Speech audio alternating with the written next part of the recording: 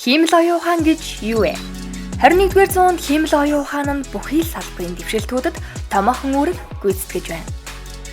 AI-ийн технологи хөгжихийн хэрээр бидний ажил амьдрал, өдөр тутмын үйл ажиллагаанд гүнзгий нөлөө үзүүлж байгаа юм.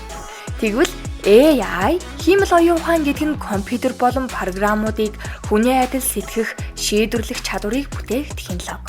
Эдгээр системүүд нь мэдээллийг боловсруулж, асуудлыг шийдвэрлэх, суралцах зэрэг чадваруудтай байдаг.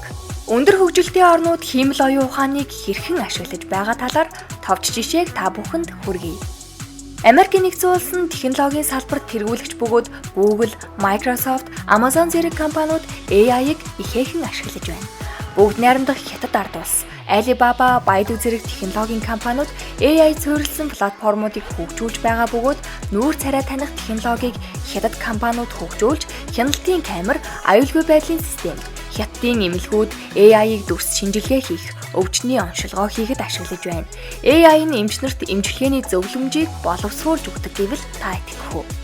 Япон улс робот технологид ихээхэн анхаарал хандуулж байна. SoftBank-ийн PepRobot нь хүний үйл ажиллагаа харилцааны чадвартай. Японы эмнэлгүүд AI-г зүрхний өвчнүүдийг шинжлэх, өндөр наснуудад тусламж үзүүлэх системд ашиглаж байна. Өмнөд Солонгос улс Samsung, LG зэрэг бидний мэдих томоохон компаниуд AI-г хэрэглэгчийн туршлага, зураглалын технологи, ухаалаг гэрийн системд мөн Өмнөд Солонгосын боловсролын байгууллагууд AI-г сурагчдын сургалтын үр дүнг сайжруулахад ашиглаад байна.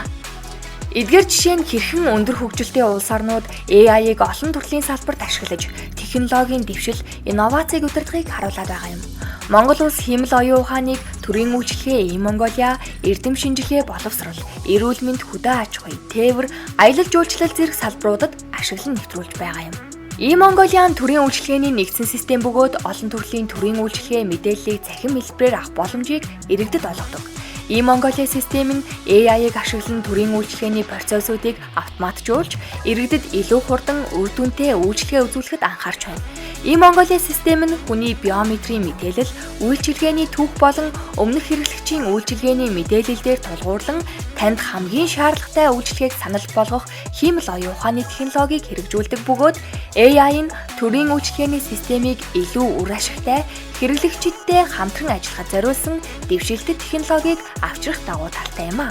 Анхаарал хандуулсан та бүхэндээ баярлалаа.